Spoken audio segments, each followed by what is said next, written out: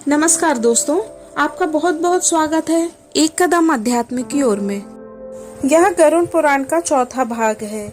इसके 3 भाग पहले ही आ चुके हैं। अगर आप उन्हें देखना चाहते हैं तो उनके लिंक डिस्क्रिप्शन में मिल जाएंगे।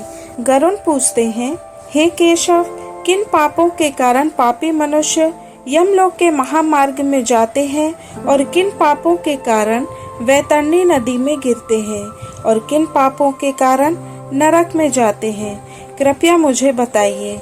भगवान कहते हैं, सदा पाप कर्मों में लगे हुए प्राणी शुभ काम करने से दूर भागने वाले एक नरक से दूसरे नरक को, एक दुख के बाद दूसरे दुख को और एक भय के बाद दूसरे भय को प्राप्त करते हैं।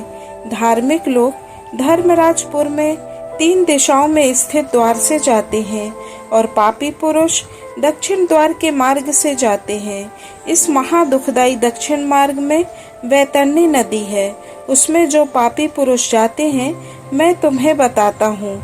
जो ब्राह्मणों की हत्या करते हैं, जो शराब का सेवन करते हैं, जो गाय की हत्या करते हैं, जो बच्चों की हत्या करते हैं, स्त्री की हत्या करते हैं, गर्भपात करते हैं और गुप्त रूप से पाप करते हैं, जो गुरु के धन को चुराते हैं, देवता और ब्राह्मणों का धन चुराते हैं, स्त्रियों और बच्चों के धन को चुराते हैं, जो कर्ज लेकर उसे वापस नहीं लौटाते, किसी की रखी हुई धरोहर को चुरा लेते हैं, जो किसी के साथ विश्वासघात करते हैं, अन्न में विष देकर मार डालते हैं, दूसरे के बुरे कर्मों में साथ देते हैं, किसी के अच्छे कर्मों की प्रशंसा नहीं करते, जो गुणवानों के साथ या सज्जनों के साथ धोखा करते हैं और जो पाप करने वाले लोगों के साथ प्रेम रखते हैं, जो अच्छी संगति से दूर रहते हैं, जो तीर्थ, सज्जनों, सत्कर्मों, गुरुजनों और देवताओं की बुराई करते हैं, जो दुखी व्यक्ति को देखकर प्रसन्न होते हैं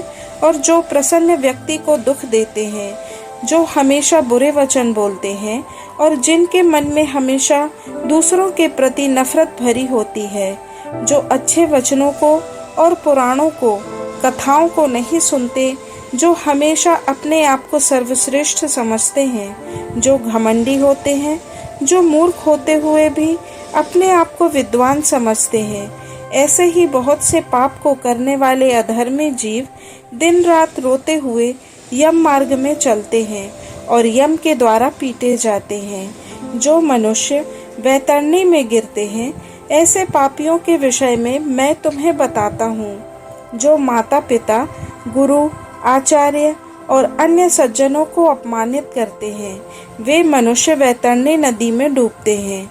जो पुरुष पतिव्रता और अच्छे चरित्र वाली स्त्री को बिना कारण ही छोड़ देते हैं, वे वैतरणी नदी में गिरते हैं। जो हजारों गुण होने पर भी किसी सत्पुरुष का सम्मान नहीं करते और उसे बुरे वचन कहते हैं, वे वैतरणी में गिरते हैं। जो वचन देकर भी ब्राह्मणों को दान नहीं देते और घर बुला कर के भी दान नहीं देते, वह वैतरणी में गिरते हैं।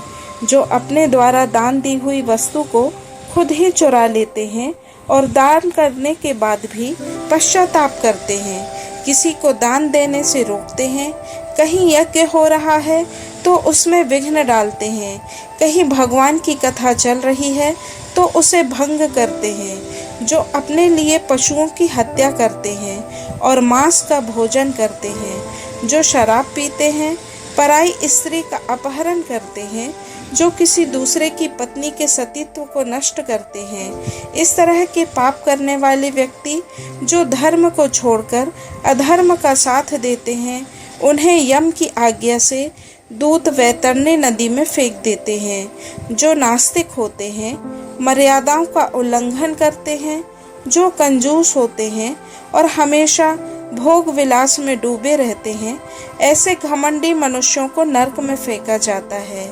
जो कुआं, तालाब, बावली, देवालय और सार्वजनिक स्थान, धर्मशाला आदि को नष्ट करते हैं, वह भी नरक में फेंके जाते हैं।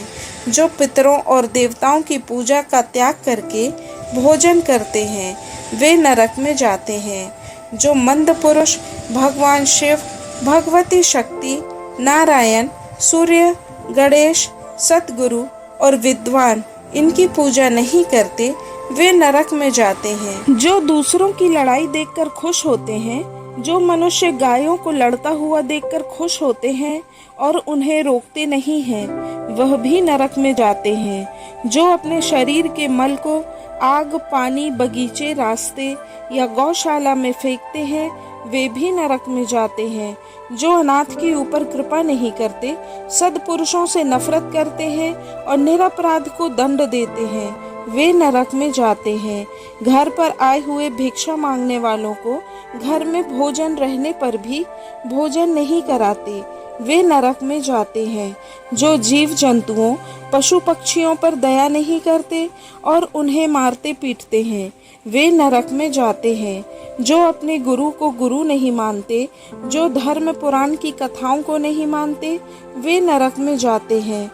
जो व्यक्ति अपने मित्र से धोखा करते हैं, जो दूसरों की आशाओं को नष्ट करते हैं, वे नरक में जाते हैं। जो अपने विवाह को बीच में ही तोड़ देते हैं और किसी के विवाह में विघ्न डालते हैं, किसी की तीर्थ यात्रा में विघ्न डालते हैं, तीर्थ यात्रियों को लूटते हैं, वे घोर नरक में जाते हैं और वहां से वे वापस नहीं आते। जो मनुष्य घर, गांव और जंगल में आग लगाते हैं, यमदूत उसे ले जाकर अग्नि कुंड में पकाते हैं। इस अग्नि से जलते हुए उस पापी को यमदूत तलवार के समान शस्त्रों से उसके अंग काटते हैं। जब वह प्यास से व्याकुल होकर जल पीने की इच्छा से जल मांगता है, तो दूतों के द्वारा उसे खौलता हुआ तेल पीने के लिए दिया जाता है और यमदूत उसे कहते हैं कि पानी पियो, अन्न खाओ। इस गर्म तेल को पीते ही उसकी आंतें जल जाती हैं और वह गिर जाते हैं। वे बहुत ही रोते, चीखते, चिल्लाते हैं, वह कुछ नहीं कह पाते। इस प्रकार की पापियों की बहुत सी यातनाएं बताई गई हैं। इस प्रकार हजारों नर नारी नरक यातनाओं को भोगते हुए घोर नरकों में पकते रहते हैं। अपने पापों के फल को भोगकर यम की आज्ञा से वे फिर से पृथ्वी पर आते हैं और अलग अलग योनियों को प्राप्त करते हैं। यम की आज्ञा से जो महापापी जीवात्मा होती है, उसे स्थावर योनि दी जाती है। वृक्ष, पेड़ पौधे, लता, पहाड़, घास आदि यह स्थावर योनियां कही गई हैं।